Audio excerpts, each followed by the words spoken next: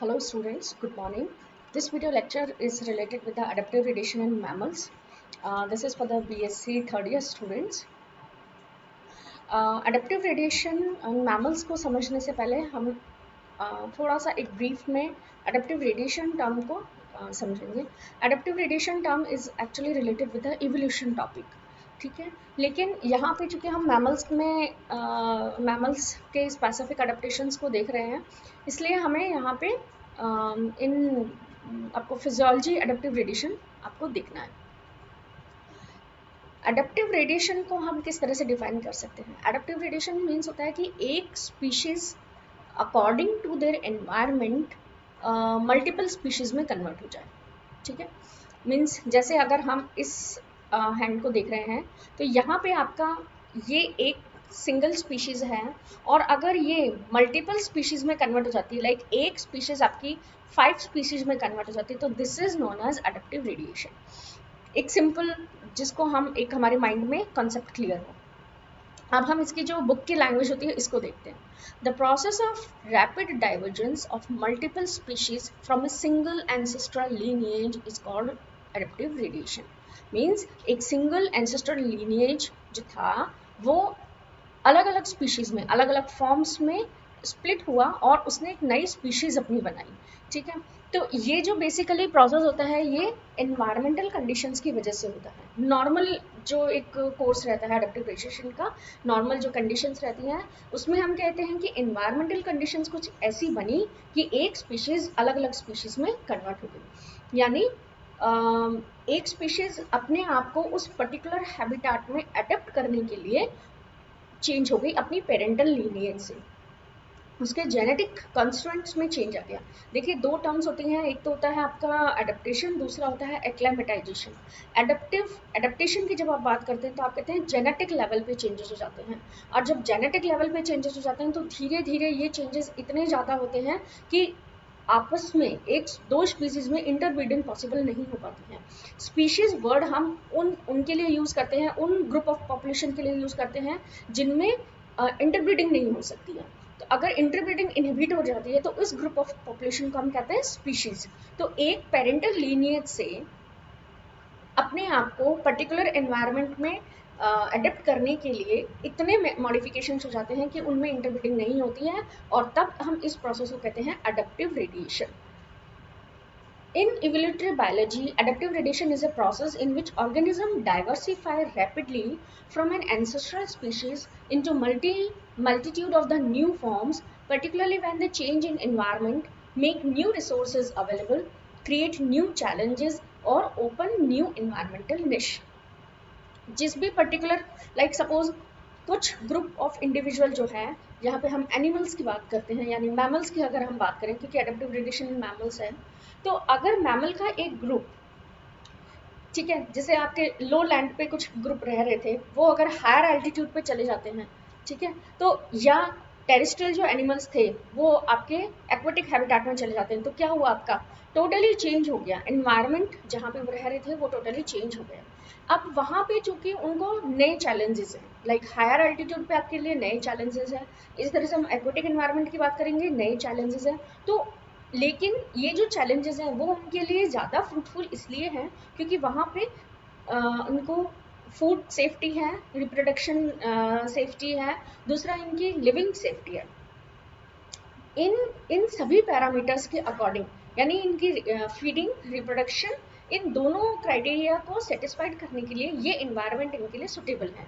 तो अब इस इन्वायरमेंट में रहने के लिए इनकी बॉडी में बहुत सारे मॉर्फोलॉजिकल, फिजियोलॉजिकल, एनाटॉमिकल चेंजेस होते हैं.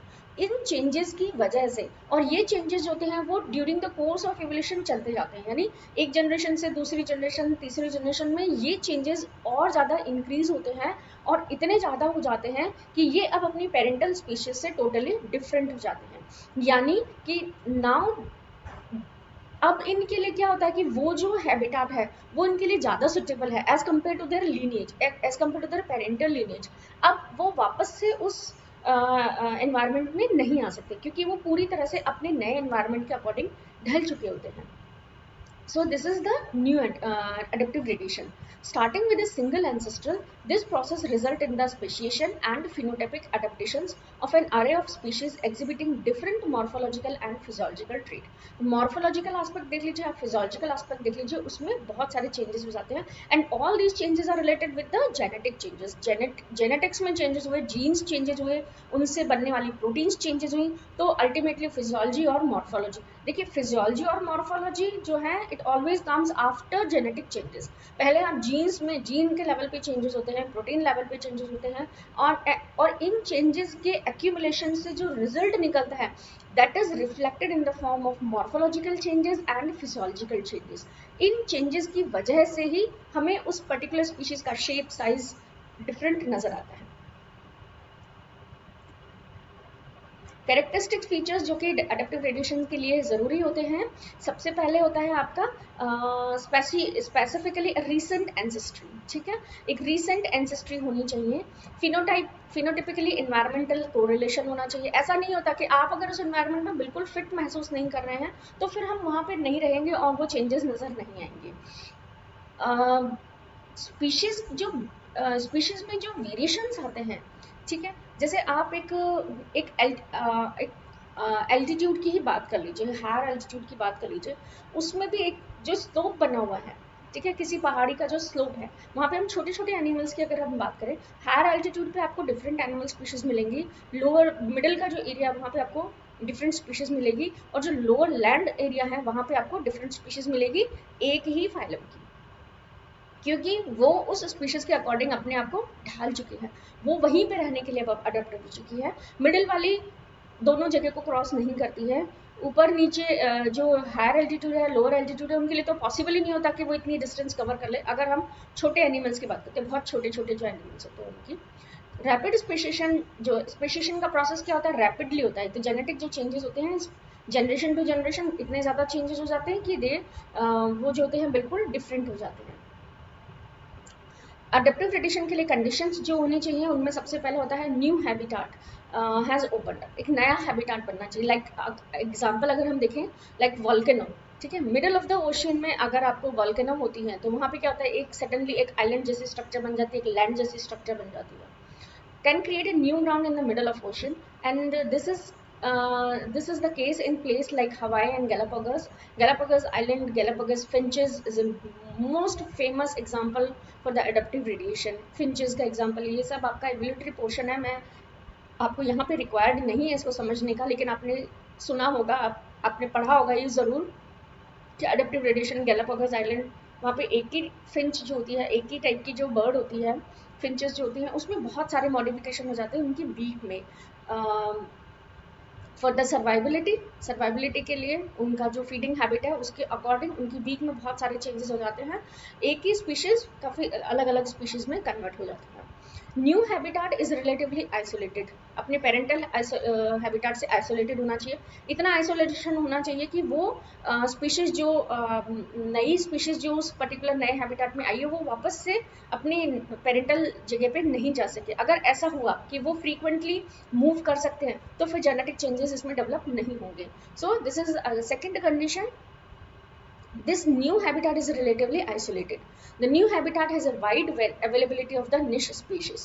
एक अवेलेबिलिटी जो उनकी प्राइम रिक्वायरमेंट होती है किसी भी स्पीशीज के सर्वाइवल की, like food, protection and reproduction, ये तीन क्राइटेरिया होते हैं बेसिकली किसी भी स्पीशीज के फ्लरिश करने के लिए. तो ये तीनों क्राइटेरिया अगर कोई नया हैबिटाट फुलफिल करता है तो फिर अडेप्टिव रेडिएशन जो है एक फास्ट पेस पे हो सकता है. ना अब हम स्पेसिफिकली अपने टॉपिक पे आते हैं, अडेप्टिव रेडिएशन इन मैमल्स. थोड़ा सा हम इसकी हिस्ट्री को देखने की कोशिश करते हैं. मैमल्स का जो ओरिजिन हुआ था that is related with the Mesozoic era. There are 5 eras. Evolution की जब हम बात करेंगे, जब हम इवोल्यूशन की टॉपिक्स को डिस्कस करेंगे तब हम वहाँ पे देखेंगे कि एराज क्या होते हैं.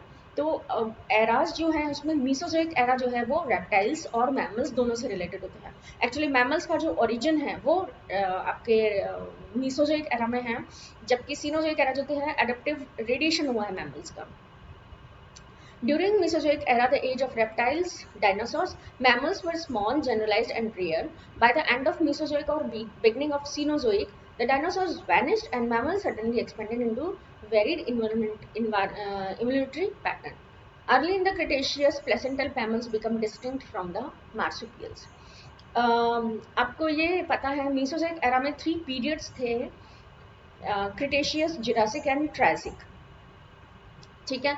तो जुरासिक पीरियड जो है वो डायनासोर्स के डाइवर्जन से रिलेटेड है। जुरासिक पीरियड में बहुत फ्लरिश किए और जुरासिक पीरियड के बाद जो आपका क्रिटेशियस पीरियड आता है उसमें वो कम्प्लीटली एब्सेंट हो गए। लेकिन क्रिटेशियस पीरियड में प्लेसेंटल मैमल्स जो होती हैं वो और मार्supial मैमल्स इनमें ओरिजिन हुआ, इनका ओरिजिन हुआ, बट इनमें डिस्टिंक्ट ये एक दूसरे से अलग भी हो गए। देखिए मार्supials जो है वो अर्ली डेवलप थे, लेकिन मार्supials अब जो हम कहते हैं कि रेस्ट्रिक्टेड ओरिजिन है, इनका रेस्ट्रिक्टेड डिस्ट्रीब्यूशन है, हम कहते हैं marsupials are present only in the Australian reason.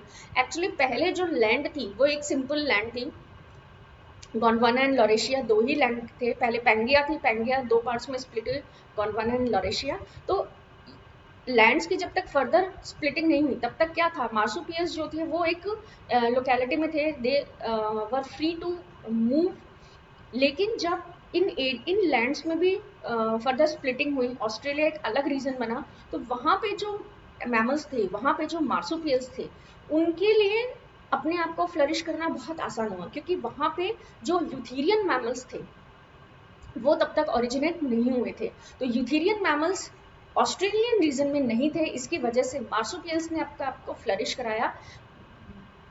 उनके पास में बहुत सारा फूड वगैरह था, बहुत सारी स्पेस थी, उन्होंने ग्रो किया, अपनी स्पीशीज को फ्लरिश किया। लेकिन जो बाकी लैंड थी ऑस्ट्रेलियन रीजन से जो अलग लैंड थी, लाइक यूरोपियन एंड एशियन जो एक लैंड थी, वहाँ पे मार्supials जो है वो धीरे धीरे एक्सटेंट होने लगे, क्योंकि उनके कंपैरिजन में जो यूथेरियन मैमल्स थे, जो ज़्यादा डोमिनेटिंग थे, ज़्यादा स्ट्रॉन्ग मैमल्स थे, जो ज़्यादा एडवांस मैमल्स थे, उन्होंने मार्supials को वैनिश कर दिया, उन्होंने उसको कॉम्पीट में वो उनको हरा दिया, जिसकी वजह से मार्supials जो हैं वो आपके अदर लैंड्स में फ्लरिश नहीं होते हैं, वहाँ पे नहीं आपको देखने को मिलेंगे। Marsupials are restricted only in the Australian reason.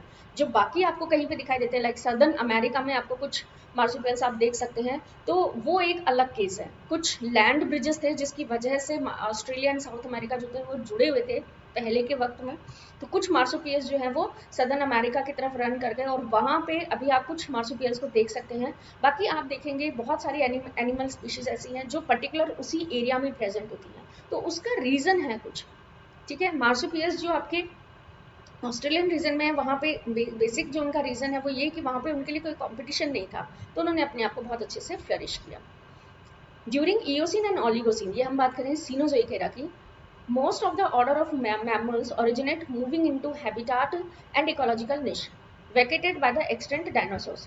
This evolution from a single ancestral species to a variety of forms which occupy different habitat is called adaptive radiation or divergent evolution. The concept of adaptive radiation in evolution was developed.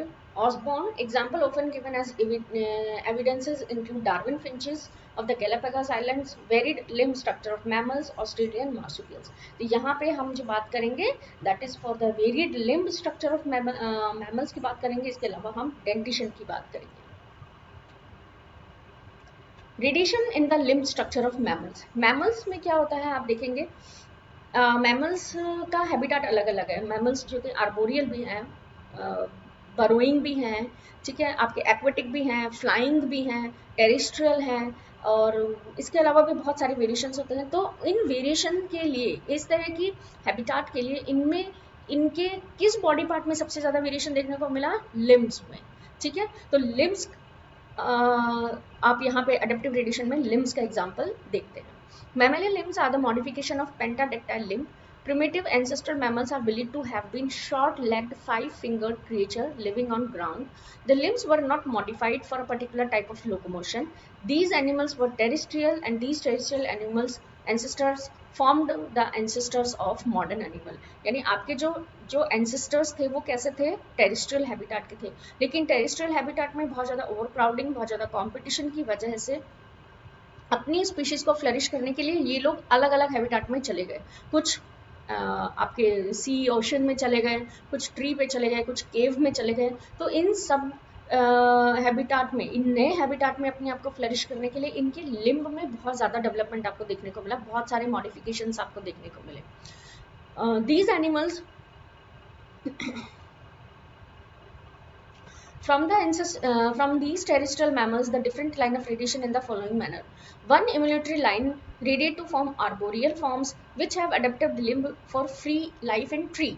तो animals जो tree पे चले गए वो कौन से थे आपके? स्क्विरल थे, स्लॉथ एंड मंकीज। आप उनमें यहाँ पे देखेंगे उनका तीन तरह के आपके लिम्स होती हैं, प्लेंटिग्रेड, डिजिटिग्रेड एंड एक कभी थोड़ा रिकॉल नहीं हो रहा है, सॉरी, मुझे जैसे ही याद आता है मैं आपको बताती हूँ। प्लेंटिग्रेड, डिजिटिग्रेड एंड अंगुलीग्रेड, यस, ठीक है। तो प्लेंटिग्रेड ऐसे होते हैं जो पूरे सोल को काम में लेते हैं, डिजिटिग्रेड जो सिर्फ डिजिट्स पे चलते हैं, इस तरह के होते हैं जिनके सिर्फ डिजिट पे होते हैं, एंड अंगुलीग्रेड जिसमें पूरी फिंगर्स काम में आ रही होती है, ठीक है, इस तरह से पूरा उनका पोर्शन मुड़ा हुआ होता है। सो ये तीन तरह के अडेप्टेशंस आपको बेसिकली लिम्स में देखने को मिलते हैं। Another line leads to aerial, representing mammals adapted for flight. Only bats occupy the position at the terminus of the line, since they are only truly flying mammals. Flying जो mammals होती हैं उनमें क्या होता है? स्किन का modification होता है, जैसे हम पटेजियम भी कहते हैं, ठीक है। स्किन जो लिम्स के बीच में, फोर लिम एंड हाइंड लिम, नेक वाले रीजन में भी कुछ एक में होता है, तो ये जो स्किन होती है ये फ्लैप लाइक हो जाती है और ये इनको एक्वेटिक करते हैं। यहाँ पे आपको विंग्स या फेदर्स देखने को नहीं मिलते, स्किन की ही मॉडिफिकेशन होती है। Arboreal and aerial forms are not arouse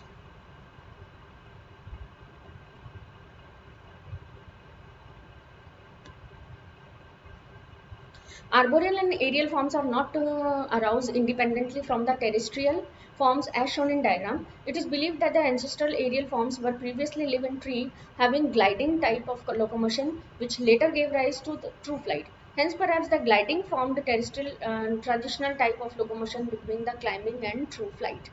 ठीक है, तो यहाँ पे आप देखेंगे कि क्लाइंबिंग एरियल है, लेकिन यहाँ पे सिर्फ आपका ग्लाइडिंग जैसी चीज दिखाई देती है, बहुत ज्यादा फ्लैपिंग नहीं होती है इधर। Third line of radiation give rise to cursorial, horse and antelope, ठीक है। They have developed limbs suitable to rapid movement over the surface of ground. Along this line also developed other mammals with less strongly modified limbs such as wolves, fox, lions. मतलब आप cursorial जो habit है उसमें भी आपको अलग दिखाई देंगे। कर्सोरियल होते हैं फास्ट रनिंग एनिमल होते हैं, और एक होता है नॉर्मल पेस पे जो रनिंग होते हैं, तो फास्ट रनिंग एनिमल्स में लिम्ब डेवलपमेंट अलग होता है।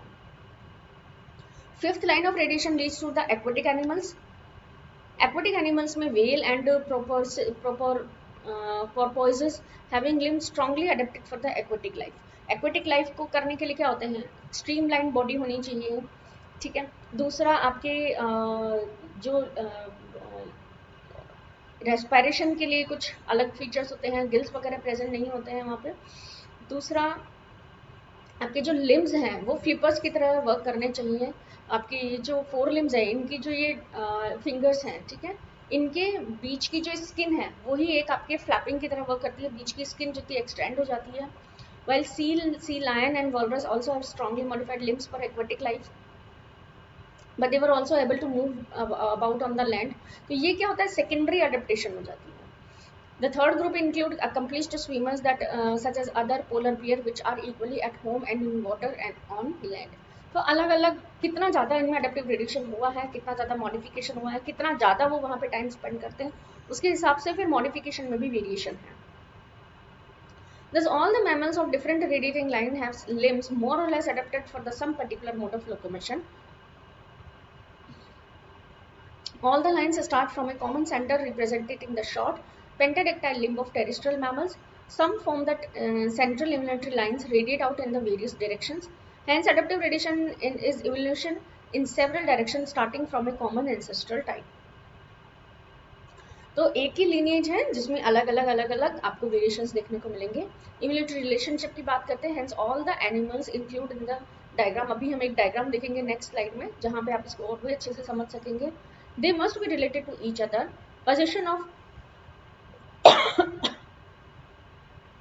this common limb pattern indicate close relationship not only among the mammals but also by birds, reptiles and amphibians, by all the vertebrate except fishes. अब हम दो तरह के स्ट्रक्चर और होते हैं, एनालोगस ऑर्गन्स और होमोलोगस ऑर्गन्स। होमोलोगस ऑर्गन्स वो होते हैं जिनका बेसिक डेवलपमेंटल प्लान या बेसिक ऑर्गेनाइजेशन जो होता है वो सिमिलर होता है। तो एडेप्टिव रेडिएशन में जो एनिमल्स जाते हैं जिनकी लिम्ब में आप देखेंगे, देखिए आप नेक्स्ट हम देख सकते हैं, यहाँ पे आपने एक वॉकिंग एंसेस्ट्रल प्रिमिटिव इंसेक्टिवोर्स की आपने बात करी, जो कि आपके कैसे हैं, टेरिस्ट्रियल है। तो हमने ये कहा था कि पहले जो एंसेस्ट्रल लिनियज थी वो कैसे थी, टेरिस्ट्रियल थी। धीरे धीरे इनमें मॉडिफिकेशन हुए अकॉर्डिंग टू देयर हैबिटाट और according to their environmental conditions.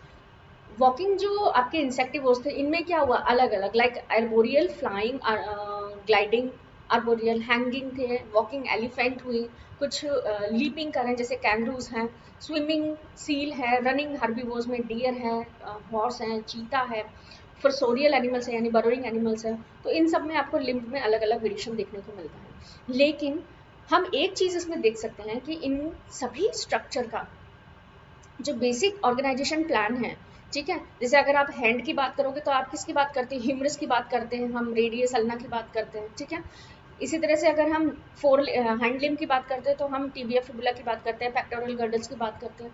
तो ये जो एक बेसिक बॉडी प्लान है, जो बेसिक अरेंजमेंट है, ये इन सभी में सिमिलर है, ठीक है। आप फ्लाइंग बैट ले लीजिए या आप स्विमिंग सील ले लीजिए या आप रनिंग चीता वगैरह ले लीजिए, तो वहाँ पे सभी में क्या होगा, बेसिक ऑर्गेनाइजेशन प्लान जो है वो सिमिलर होता है।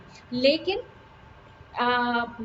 आप अगर फ्लाइंग जो बैट है, फ्लाइंग बैट की कंपैरिजन आप बर्ड से करेंगे तो वहाँ पे क्या है, बेसिक ऑर्गेनाइजेशन प्लान बिल्कुल डिफरेंट है।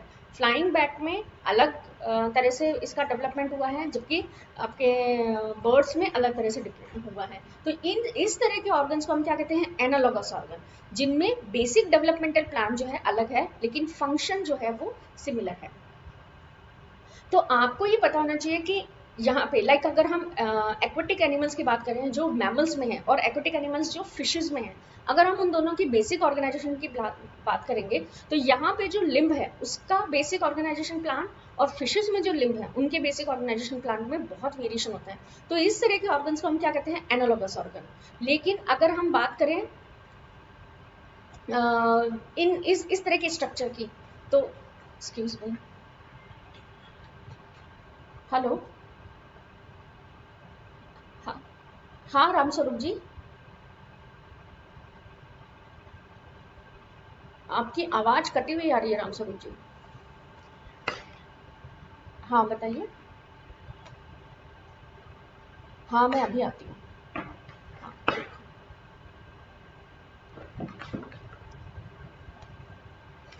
ठीक है। तो इस तरह में क्या होता है कि आपका जो बेसिक ऑर्गेनाइजेशन प्लान है वो सिमिलर रहता है, ठीक है। तो एनालॉगस और होमोलॉगस ऑर्गन्स के बारे में हमने देखा। लाइक टूथ रेडिएशन की अगर हम बात करें कि टीथ में कितने सारे के आपको वेरिएशन मिलेंगे, जो कि अलग अलग हैबिटाट में एनिमल्स हैं, अलग अलग फीडिंग है, तो ऑब्वियसली उनके जो फीडिंग पोर्शन है, जो फीडिंग में पार्ट करता है, माउथ पार्ट्स जो है उसमें बहुत डिफरेंस आपको देखने को मिलेंगे। तो mammals with few exceptions like cetacea, anteater possess heterodon dentitions teeth in contrast to those reptiles are differentiated into the different form with the very distinct functions. The different type of teeth are incisors for biting, canine for grasping, tear for defense and offense. Premolars and molars are for grinding. The premolar and molar shows great structural modification for different type of food. Insectivores animals में आपको अलग तरीके से variations मिलेंगे। Premolar molar are low crown simple with few cusps, generally sharp pointed and suitable for crushing feeble prey. तो teeth में आपका देखिए, टीथ में हम लोगों ने मैंने आपको इसके लिए भी वीडियो डाले हुए हैं जिसमें हमने पूरा डेंटिशन डिस्कस किया हुआ है मैमल्स का। तो आप पहले उन वीडियोस को देखें, उसके बाद आप इस वाली स्लाइड को बहुत अच्छे से समझ सकेंगे, जिसमें हमने टीथ के टाइप्स, उनके मॉडिफिकेशंस, उनके फंक्शंस सब कुछ डिस्कस किया हुआ है। तो जब आप उनको पढ़ेंगे तो आपको ये स्लाइड बहुत आसानी से समझ में आएगी। In carnivores type premolar and molar high crowned trenchant sharing structure. The jaws have little or no lateral movement. Cat have no grinding teeth, while dog have more grinders. In odontocity, like tooth whale, there is no tooth differentiation and teeth are particularly alike. Even tooth whale जो इस तरह के baleen well होती है जिनमें कि teeth की जगह पे बैलिन प्लेट प्रेजेंट होती है, तो वो डिपेंड करता है कि आप किस तरह की फीडिंग को प्रेफर कर रहे हैं। सो Sperm whale, Physeter, no teeth in upper jaw, but the germs of upper teeth are present, jams. While in the whalebone whale, mysticity, upper teeth are totally absent, and their place taken is by the curious baleen or whalebone, which hang from the plate. तो बेलिन plate होती है, actually क्या होते हैं ये लोग इंसेक्टिवोर्स होते हैं, तो प्लेट जो बेलिन प्लेट प्रेजेंट होती है इस तरह से टूथ एक कॉम की तरह प्लेट प्रेजेंट होती है, तो वो इंसेक्ट को फिल्टर करने के काम आती है. In herbivores type, incisors for seizing and cutting the vegetation. Ruminant, they are absent in upper jaw, but a horny pad is present there. Canine teeth are of little importance for herbivores, but in musk deer, they are also used in defense, and in swim, they use uprooting the vegetation. Grinders, premolar and molar, may be short crowned, branchiodont adapted for succulent leaves and twigs, or long crowned and hyposodont adapted for the harsh grasses. तो देखिए आप जो आपके terrestrial habitat में जो animals हैं उसमें भी आपको वेरिएशंस आपको देखने को मिलेंगे. इन मेरमेकोफागा जो कि आपके इंसेक्टिवोर्स होते हैं, have teeth very disappeared, jaw reduced and mouth open at the extreme anterior, tubular snout with a highly extensible and prehensile adhesive tongue for eating ants. तो इस तरह से आपको मॉडिफिकेशंस यहाँ पे देखने को मिलते हैं. So this is a very important, very interesting topic for the third year students. Thank you. I hope आपको ये टॉपिक क्लियर हुआ होगा.